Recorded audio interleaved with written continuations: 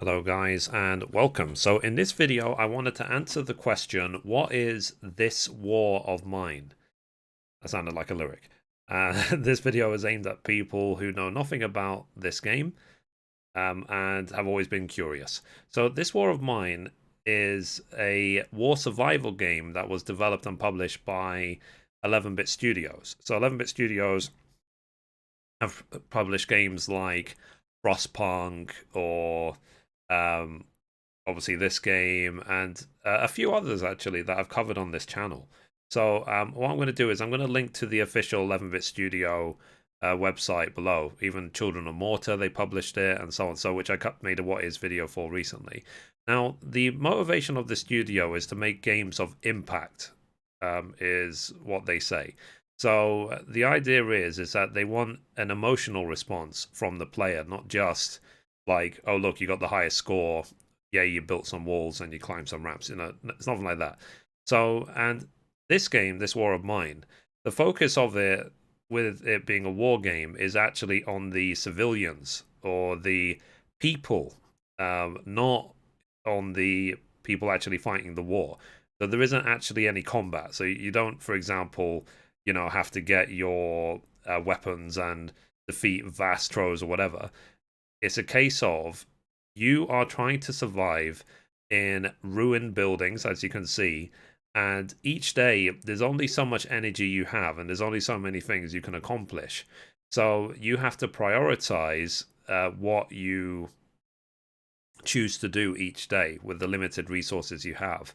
You need to focus on also getting food. You can choose if you're going to invade other people's homes or you're going to rob from them or just leave them alone. And also, as well, there was DLC that was released as well. So, one of the expansions that came out was called This War of Mine, The Little Ones, that came out in 2016 on PlayStation 4, Xbox One, and the Windows version came out a couple of months later. Now, this game, I had a lot of fun playing it. So when I was able to play it, because it was featured as one of the games of the day on Chrono.gg, and I am a Chrono.gg partner, and so I was able to get a copy of this game for free. But I absolutely love playing it. It's not the sort of traditional, like, you're not going to be like excited playing this game. You're probably going to feel miserable, but you will feel like the decisions you make actually have an impact on the characters which you're controlling. So the DLC I played, for example, the goal of it was not just to survive as long as possible, but you also had a child, and you have to do everything you can to take care of the child. Maybe find medicine, keep the child warm, make sure there's food, and so on, so the child survives. So, as I say, guys, it's definitely the sort of game that your choices really matter. Let's say, it's not just a case of like just do it and get the high score and win. No, not at all. It's a case of it's purely an utter survival set in a really sort of depressing state. But the amount of entertainment you'll get from a game like this is incredible. So, and it does fit in with the 11-bit studios type of games they've released. Like I made a tutorial about Frostpunk, for example, and I absolutely loved it because it's the same. It touches on the same themes, so I will link that in the description below as well. So what I'm going to do is, as per usual with this What Is series, I'm going to link as many useful resources as possible in the description below. This game is not this. Maybe it's not the sort of game that people would be expecting me to cover, but I really wanted to give emphasis to it because of how much of an impact it had. I feel that any game that covers issues, let's say, faced by people in the world, is important. So, like, I had a reaction to the mental health issues covered in Hellblade and so on. So, any games like that that cover real world issues, I feel are very important as a medium of expression, two, potentially as a form of entertainment based on reality, not based on fiction. So, and it is about, like, if you were thrown in this situation, what would you do in the different cases? Like, would you do anything to survive? Would you still be mindful of other people? Would you like what would be your actual goal?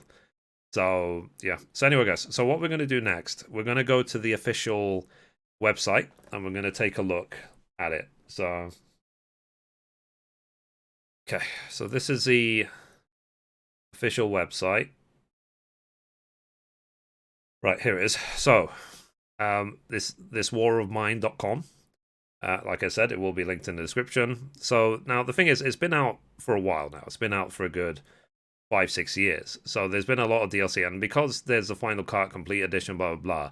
Assume that that's it. The game is done for content, but it means that you'll be able to experience a maximum version of this game from the get go.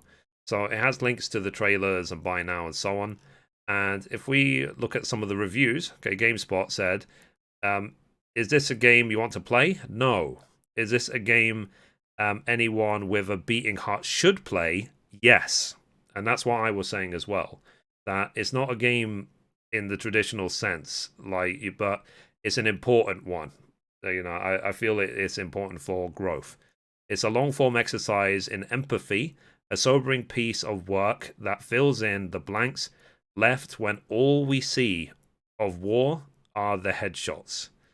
Yeah, I mean, that's the thing. So, like, when you have other games like Call of Duty or Battlefield or whatever that almost glorify war, this game explores the real, actual impact of war, what can have on people. So so in the story, in the 21st century, one thing is inevitable: war can break out anytime, anywhere, and if your city gets under siege, be sure you were not prepared for it.